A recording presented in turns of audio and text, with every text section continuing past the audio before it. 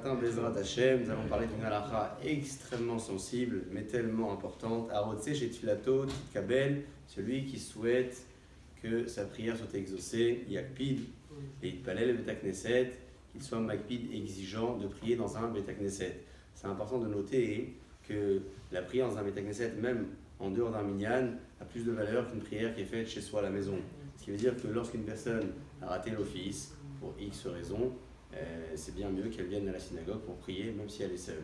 Plus que cela, on en parlera un petit peu plus tard, si elle est contrainte de rester à la maison et qu'elle doit prier seule, là aussi c'est bon de se caler sur les horaires de la synagogue et de la communauté pour prier au même moment. Toujours est-il, en parlant de ce souhait que notre tefila soit exaucée, sinon on aura quelques petits conseils importants à donner pour que notre tefila puisse être acceptée devant Akadosh Baruch Hu. Le premier, c'est d'être ma'avir al-midotav.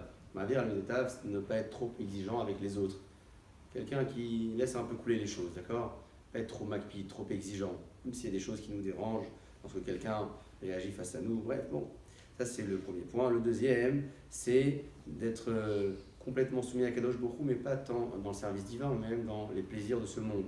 Savoir contrôler ses plaisirs, même lorsque c'est permis, toujours en profiter à juste dose et sans excès. Et enfin, le troisième, c'est bon de le dire aussi, c'est d'être marbé bitfila, de ne pas se contenter du strict minimum, de multiplier les tfilotes. C'est sûr et certain qu'il y a beaucoup d'autres précautions et bons conseils à donner, tels que l'importance de ne pas dire du lachon hara, de mentir, de ne pas avoir des névalotes dans la bouche, c'est-à-dire des vulgarités. Tout cela, ce sont des bons conseils qu'il faut partager pour que Akadosh Baruch Hu puisse, les Hashem, exaucer nos prières au Chim Tiyou.